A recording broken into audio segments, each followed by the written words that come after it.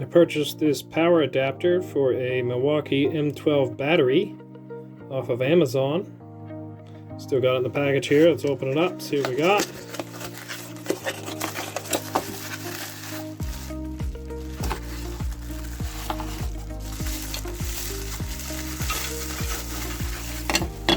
Alright, so this here will plug onto our battery. Then we got 2 leads, positive, negative, fused, inline fuse here on the positive side. It's a little stiff. We'll get that off later.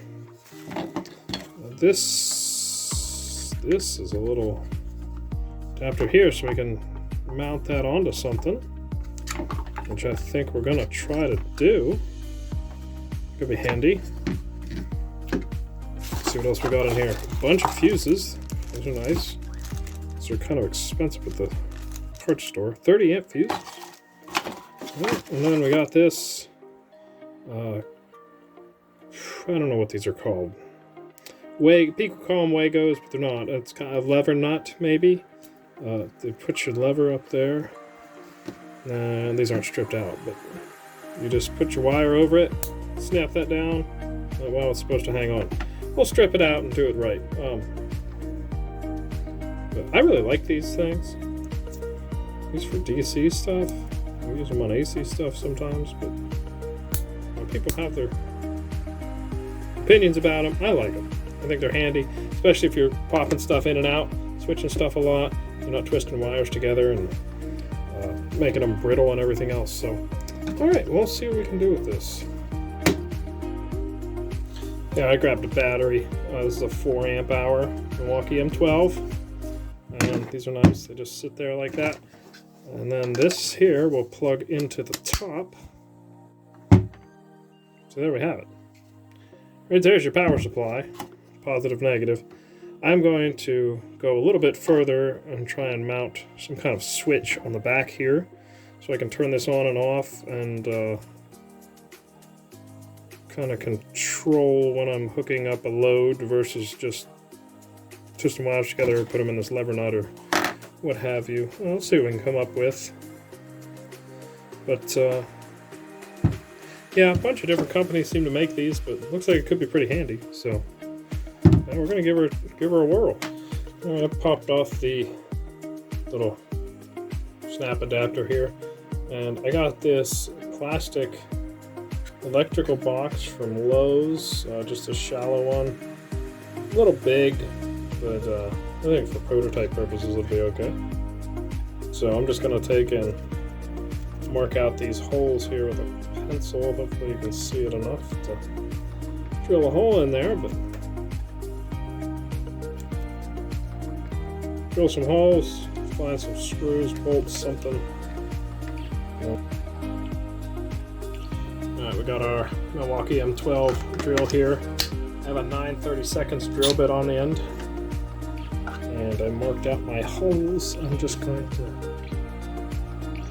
drill those in real quick. Try not to hit the top of the freezer that I'm working on as a work table.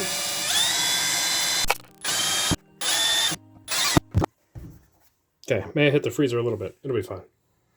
For the prototype, I'm going to use some self-tapping Phillips head screws. Yes, it'll be kind of sharp in there, but shouldn't matter. The wires won't be moving around. I do not have any bolts laying around that are small enough. So we're going to give this a shot first. See how it goes. Just kind of make their way through there, and then we'll just screw it into our box.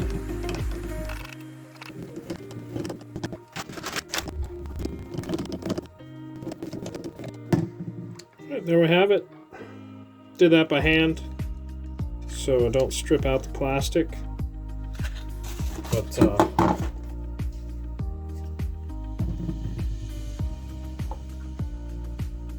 don't know. I think that'll work for now. What I want to do is mount this little switch inside this box. So that way, when I'm connecting new loads, I can shut this off and then turn it on as needed. DC electricity arcs a lot when you attach a load to it, and so I want that arc to be contained within the switch and not chewing up my little lever nut or anything like that. So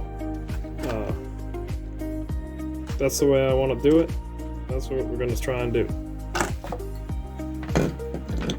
What I want to do here, I'll take this and strip a little bit of this out.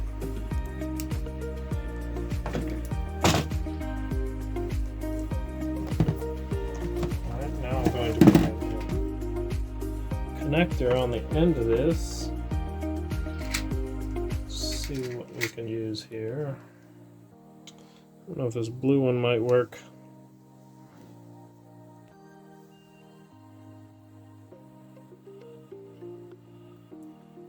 I think that will work. Alright. Then we're just going to crimp this on good and tight.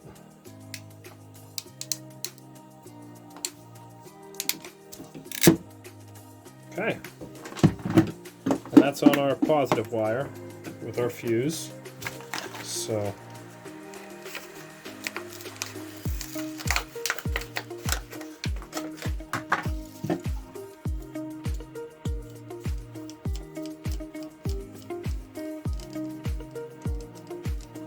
run this screw out of the switch.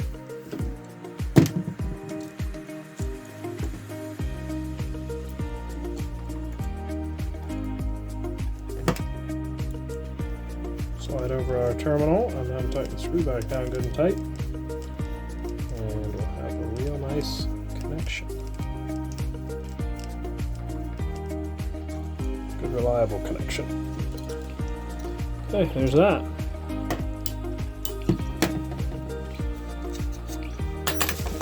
Grab a 3/8 drill bit here. Just eyeballing. It looks like for my switch that the 3/8 will be about the size we need. If not, we can ream it out a little bit.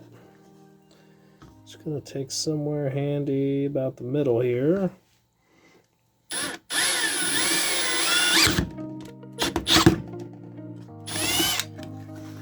That went through not as clean as I'd like, but there we go. Sometimes drilling plastic, it bites a little hard there going in first. So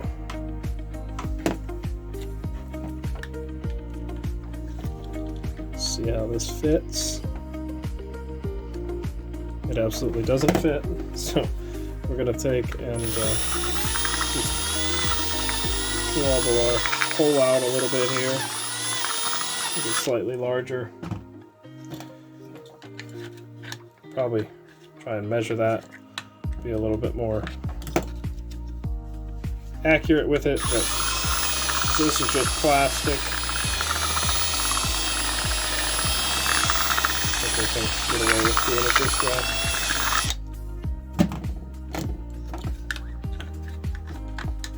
There we go. Sticking through. Nice and easy. We got our hole here. I'm going to actually think... There's these little knockouts on these boxes that you can slide your wires through, but since I have this giant fuse, I don't think I'm going to be able to do that. So I'm thinking about just punching a hole right here, laying my wires in there, and I have an electrical box, little plastic cover that I'm going to put on this anyway, so just sandwich the wires in there, and that should hold it all the more we need to hold. So let's try that out actually.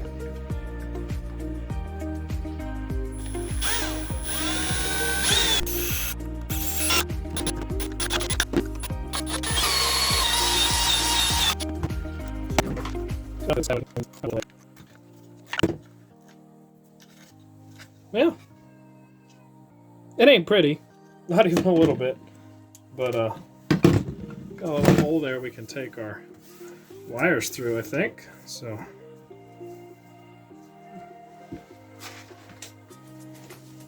see how that works.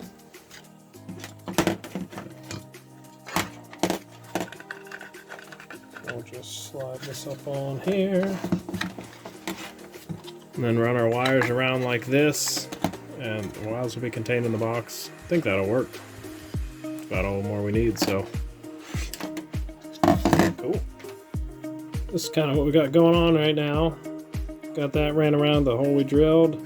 Red wire is going into the switch, and I have another one I crimped back out of the switch, ran through that through the factory knockout, brought the black straight through, and so then we're going to try and hook them up to some lever nuts on this side, and then we can plug our new wires in there and then flip our switch for a load, anything we might want to turn on. Alright, this is kind of the finished product here, I guess. My phone was dying, so I had to skip a couple of it, and I'm kind of limited on time to get this done. So tonight, what I did was, instead of using that other lever nut that came with it, I had two 3-hole lever nuts from a different kit, and they come with these little orange mounting brackets. Now, you can only put one screw in there, but they're pretty solid on there. So I went ahead and put my black and red on the insides where it's harder to get at, and now I can, well, see, they don't work great. They can pop out of those connectors, so you got to be careful. But I can put another wire in here and then control it as I please with my switch here. And there's, I got the red wire run in from fuse down into the switch, and then out of the switch to the positive, and black just continues through as normal. And that should be about it there. So we'll try this. This is prototype. Here we have it.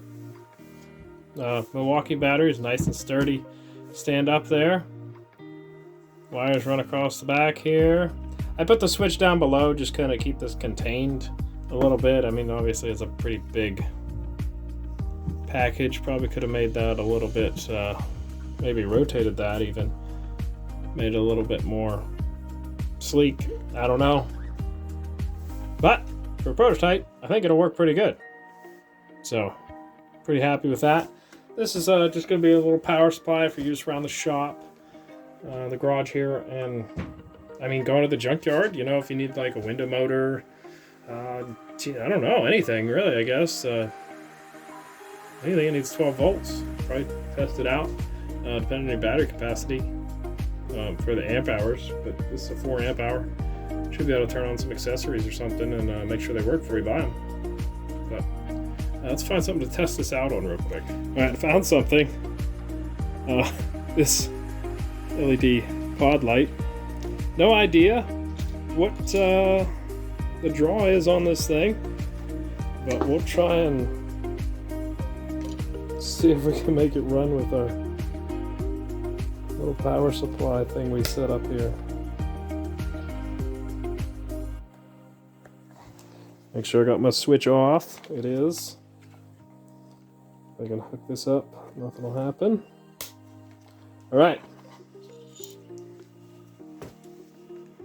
Here we go, moment of truth. Ah, look at that. It's working. Now we can shut it off. Still hooked up. Let's shut these lights off here.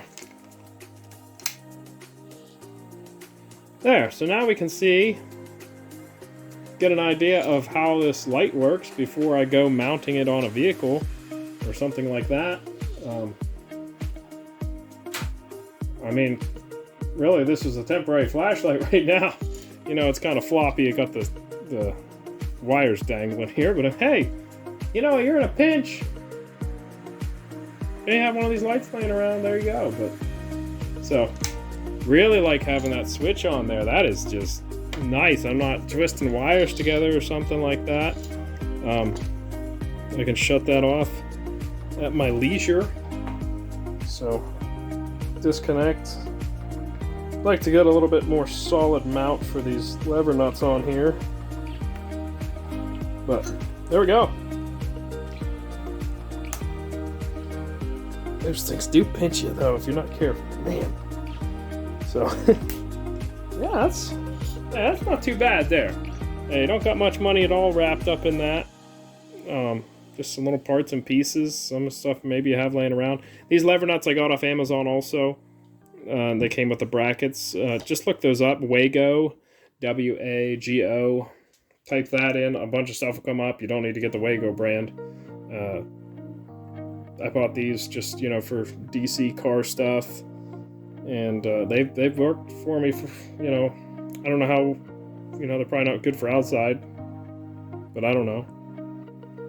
But interior stuff like that, keeping them dry, seem to work pretty good. So yeah, let me know what you guys think. I'm pretty psyched about this. I think I'll get a lot of uses out of this.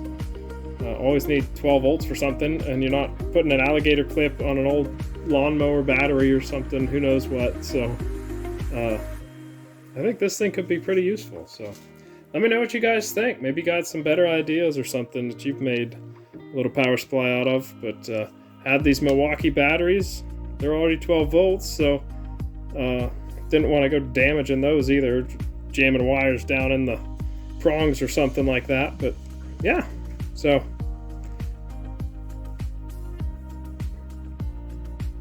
thanks guys for watching.